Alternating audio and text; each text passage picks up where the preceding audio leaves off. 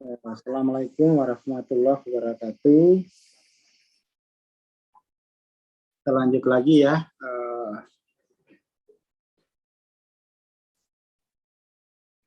Kita lanjut lagi bahas yang observer. Yang 200. Kemarin kita sudah bahas soal bahwa secara sikap, ya, sikap itu, koreksi itu adalah N+1. N+1. N-nya dari 0 sampai tak terhingga.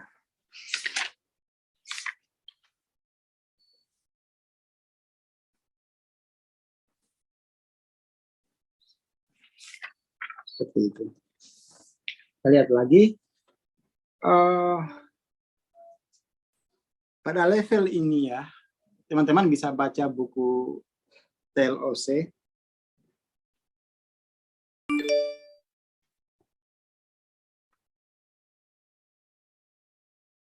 Bahwa pada level ini itu ada kecakapan, ada skill, ada energi untuk menghadapi ketakutan atau cacat karakter dan tumbuh. Walaupun ada itu semua dan kegelisahan tidak melumpuhkan usaha seperti di tahap evolusi yang lebih rendah. Jadi di tahap 200 itu, walaupun dia tahu ya tiap malam itu mimpi buruk, dia tahu bahwa dia punya proses itu masih banyak luka, tetapi itu tidak menghentikan, ya, tidak mendefinisikan keseluruhan dirinya. Tapi kalau di bawah 200 tuh jangankan luka, baru ingus aja itu dia, oh jangan saya sudah mau mati ini. Baru ingus sudah membayangkan kematian. Tapi kalau di level 200, oke, memang betul ini musim corona, banyak yang beringus. Tetapi ini tidak akan mendefinisikan saya. Ini hanya gejala sebagian dari pengalaman saya, bukan diri saya. Itu 200 tuh cakep kalau bikin kesimpulan.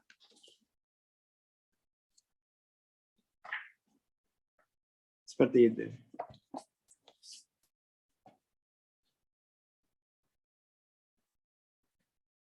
Jadi ada kecakapan untuk membedakan antara diri dan pengalamannya. Itu poin paling penting. Jadi kalau kemudian di ghosting sama satu laki-laki, jangan dibilang semua laki-laki sama. Itu di bawah 200 tuh. Kalau di ghosting satu, oh inilah pengalaman saya. Ya kan? Masih banyak yang seperti Bang Aswar, misalnya. Nggak semua orang kok seperti Bang Camim. Ada keberanian seperti itu. Ada keberanian untuk membedakan mana diri, mana pengalaman dirinya.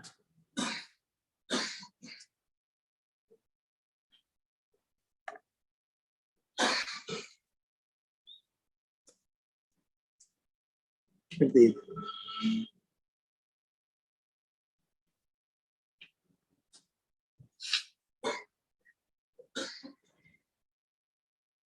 Jadi di level 200 ini sudah mulai berani dia. Makin tua, makin berminyak. Bukan makin tua, makin lumpuh. Makin tidak berdaya, enggak. Makin tua, makin berminyak. Itu filosofi kelapa itu. Makin tua, makin berminyak. Bukan makin tua, makin tidak berdaya. Itu definisi di bawah 200. Jadi ini butuh keberanian memang untuk melampaui budaya kolektif.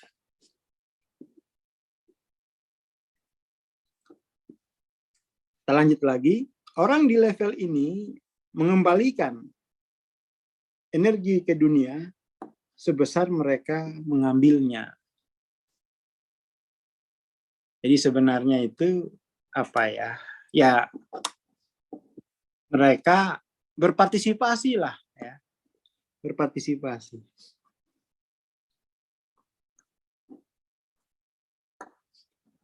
Di level-level di bawah 200, masyarakat dan individu itu ya menguras energi dari individu lain dan masyarakat tanpa membalasnya. Istilahnya kalau orang di kampung saya benalu di bawah 200 tuh. Giliran apa namanya? Pembagian BLT datang paling duluan. Giliran bayar pajak nggak mau. Benar, nggak ada persembahannya. Di bawah 200 memang begitu dia. Maunya disayang. Ya. Tapi itu level di bawah 200. Dan ini berbeda dia. Dia sudah ada bahwa ya saya lah yang harus berpartisipasi. Jadi kalau 200 itu dia kalau ada orang bersalah, orang lain tuh harus sujud di kakinya. Tapi kalau orang 200 itu ya dia benar tapi dia yang minta maaf. Ada keberanian menghadapi kerentanan manusia itu.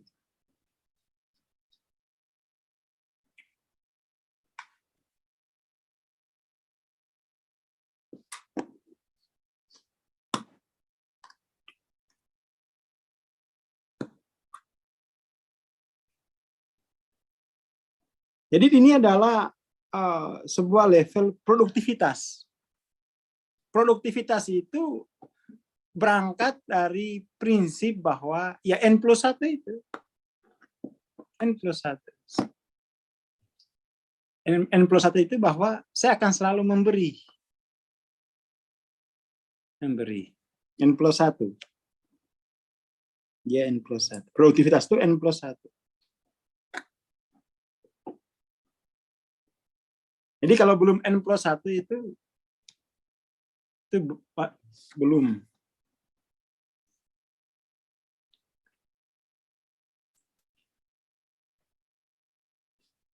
Melampaui level 200 merupakan langkah kritis di dalam evolusi kesadaran manusia dan kualitas yang sesuai di dalam dan di luar kehidupan. Jadi 200 itu sebenarnya sudah mulai menyadari kenonlinearan.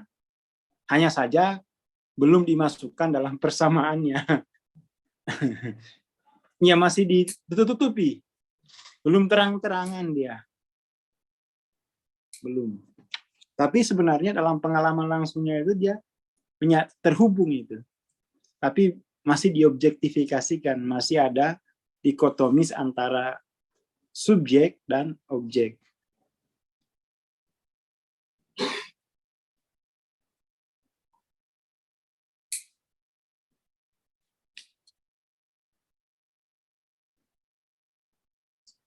Pilihan untuk mengambil langkah ini adalah menerima tanggung jawab dan bertanggung jawab atas keputusan atau tindakan sendiri. Jadi menerima tanggung jawab. Hal yang paling berat untuk naik ke 200 itu kan bahwa kita menerima eksistensi diri kita. Kalau sudah menerima eksistensi diri, nggak boleh lagi nyalain siapa-siapa. Itu paling berat itu. Mendingan saya nggak usah terima eksistensi diri. Jadi kalau ada yang salah, saya tunjuk dia. Jadi ke 200 itu menerima bahwa eksistensi saya, ya, dia menerima eksistensinya. Jadi kalau ada apa-apa ya jalani sendiri, jangan nuduh yang lain. Itu kan sikap dewasa ya, sikap dewasa.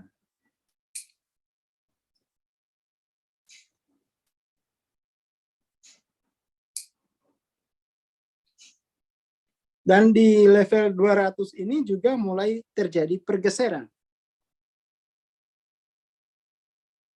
Dari emosi primitif mulai ke akal gitu ya. Jadi evolusi itu kan begini, jiwa kita itu kan evolusinya dari insting gitu ya.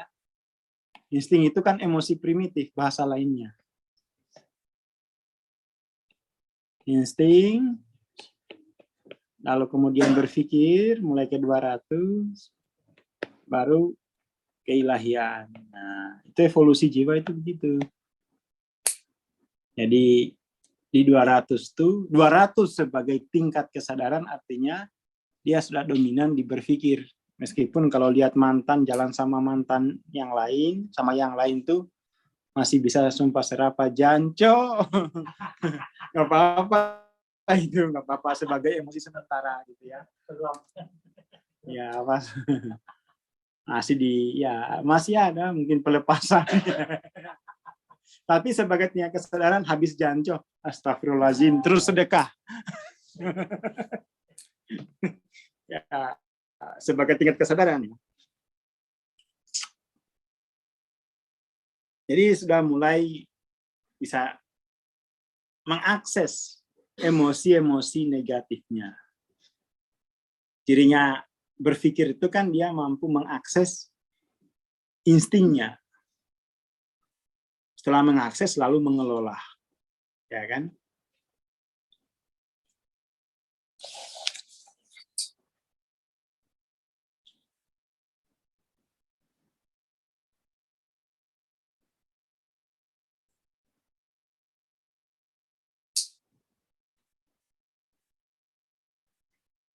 Jadi ada perkembangan kapasitas untuk selaras dengan kebenaran. Jadi dia sudah mulai melihat bahwa kepentingan itu harus dikalahkan demi kebenaran. Meskipun tuh kebenarannya masih kebenaran objektif. Kan macam-macam kebenaran. Ada kebenaran hipotesis, ada kebenaran kebiasaan, macam-macam. Ada kebenaran objektif, subjektif, macam-macam kebenaran itu. Pada sisi manusia.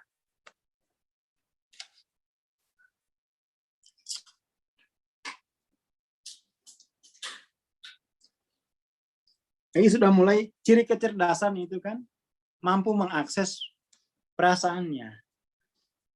Mampu mengakses, mampu mengenali, mampu mengklasifikasi, ya kan?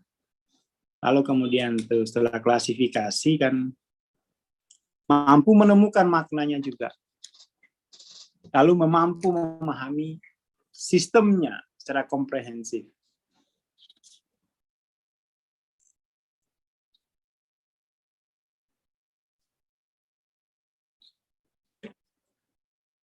Seperti itu.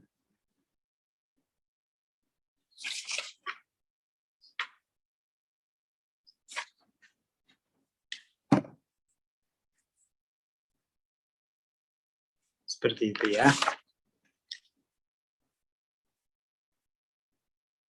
Dan salah satu ekspresi dari energi keberanian itu, courage itu adalah ketika dia menghadapi ketakutan akan kehilangan keuntungan. Dia berani itu menegakkan. Ya, jadi dia tidak. Tadi kita di kelas sebelah kita membahas ada dua. Kita tadi menemukan gitu ya, menemukan dua kategori itu orang-orang yang dimensi 3. Di Quran itu ada namanya kazab ya.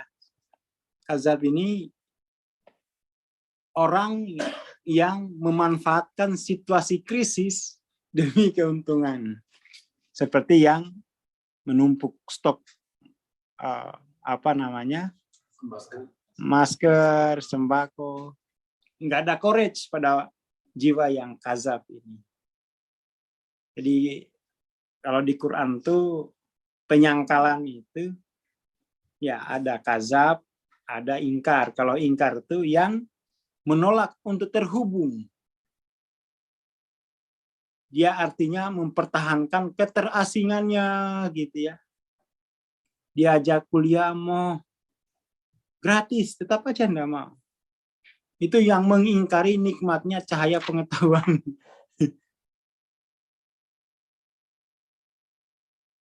Jadi ada kazab, ada ingkar. Nah ini harus ada courage. Ketakutan kita harus lampaui ketakutan untuk meninggalkan kebiasaan gitu ya. Kalau saya nggak kazab terus makan apa, War? Ya, makan nasi lah. Jadi paling nggak ini saya salurkan di sini ya. Jadi kazab itu orang yang memanfaatkan situasi krisis demi keuntungan. Itu jiwa yang seperti itu tidak ada courage-nya. Jauh dari courage. Orang yang ingkar itu juga orang yang tidak ingin terhubung mungkin dengan yang lain. Mungkin karena budaya. Ada ketakutan untuk terhubung. Jadi kalau kazab itu ada ketakutan tidak mendapatkan untung. Kalau ingkar, ketakutan untuk terhubung. Gitu ya. Jangan-jangan yang jomblo ini kena ingkar semua ini. Jangan-jangan yang jomblo ini walau-walau bisa ini ya. Harus identifikasi ini. Aduh.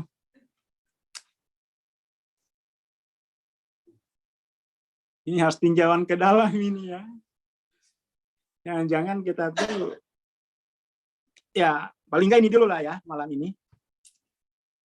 Tadi ada kita menemukan dua bentuk perilaku yang di dalamnya itu setetes pun tidak ada energi courage, yaitu kazab dan ingkar. Kazab itu orang yang takut tidak mendapatkan keuntungan, takut mati. Kalau ingkar ini takut dicintai. Ini penting ya. Jangan-jangan kita adalah termasuk keduanya. Kalau sudah bisa mengakses dua sifat ya, ini kazab dan ingkar ini, insya Allah itu ada courage-nya situ. Termasuk yang suka membazar, meretas,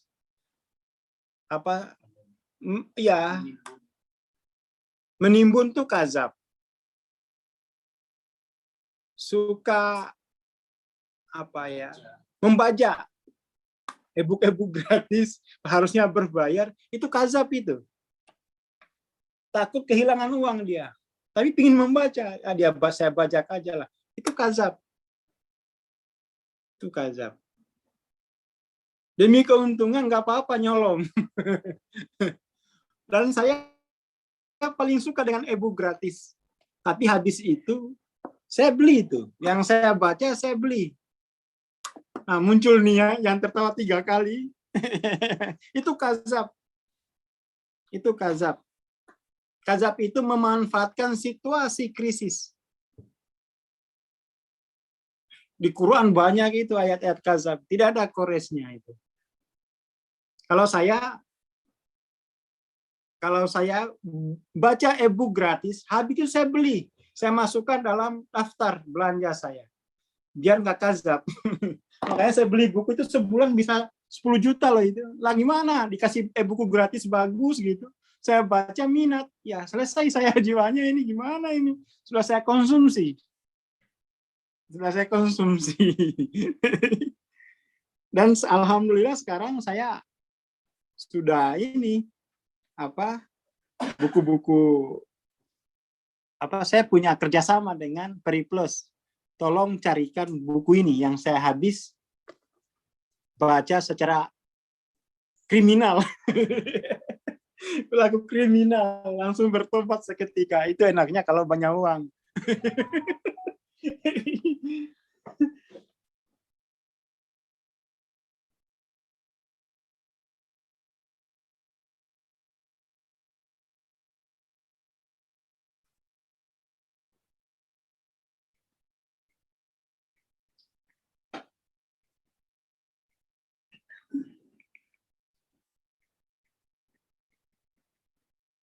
Seperti itu.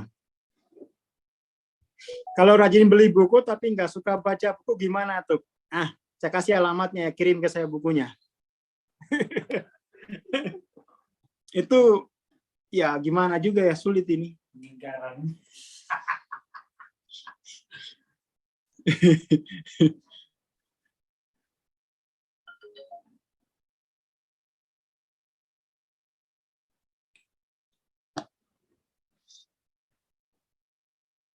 Ya bukan beli di PCI.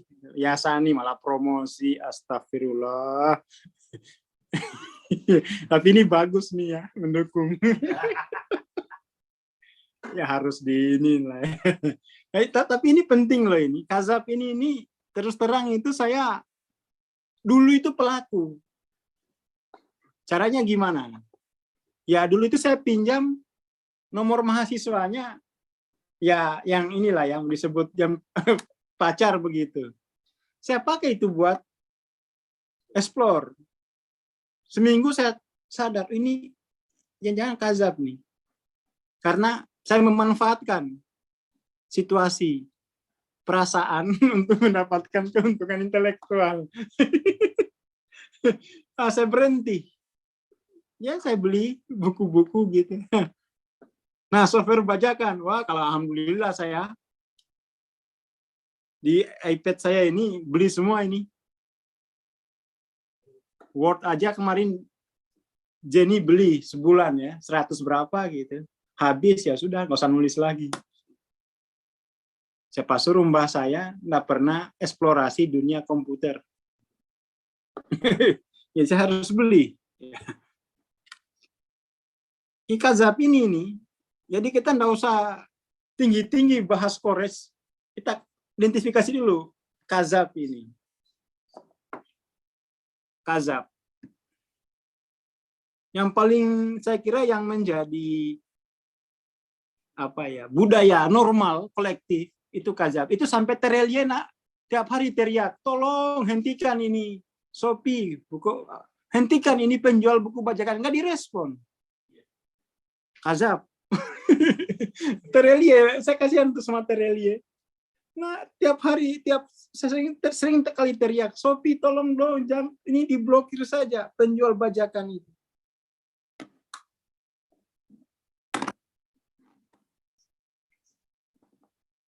Ya, kazab, menghalalkan semua cara demi keuntungan. Padahal tadi kan courage itu dia demi integritas, demi kebenaran, tidak untung enggak apa-apa, nombor enggak apa-apa. Oh, itu baru nom-noman. Itu baru anak muda itu, ya. Pemuda harapan pemudi. Tapi kalau kazab nih udahlah. Nggak ada yang mengharapkan.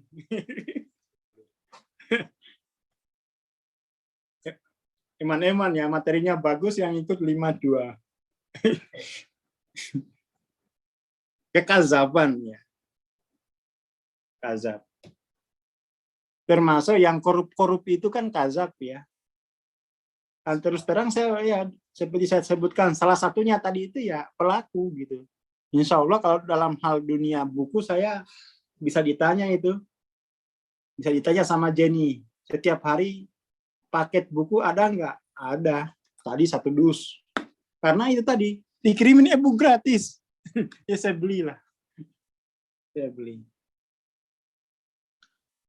Ini persoalan bangsa kita ini. Aji mumpung, betul. Apalagi bahasa lainnya, kazab ini. Aji mumpung. Ya kan? Ya itulah, setiap hari paket buku banyak. Kenapa? Setiap hari nemu e-book gratis dan bagus-bagus. Aduh. Setidaknya saya ya paling enggak itu ya tidak kazab di bidang hobi saya. Ya kan? Mulai belajar gitu. Jadi memang sulit ini, harus kaya biar nggak kazab. Kazab. Ini mahasiswa ini luar biasa mahasiswa ini. Ya kesempatan dalam kesempitan ya mahasiswa ini terutama gimana ini. Mau dibilangin kazab, uang kiriman terbatas, PR banyak. Sulit ini, sulit. Sulit. Ini kita harus patungan ini untuk menyembuhkan kazab dalam hal-hal e-book ini ya.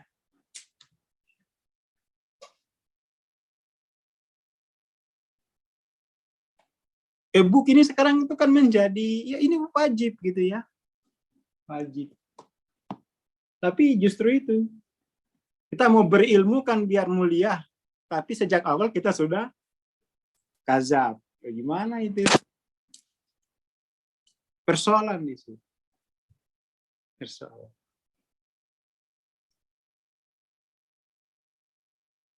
Semoga di sini tidak ada yang suka bajakan. Min. Kalau yang suka bajakan, ayo courage. Courage, bayar. Bayar.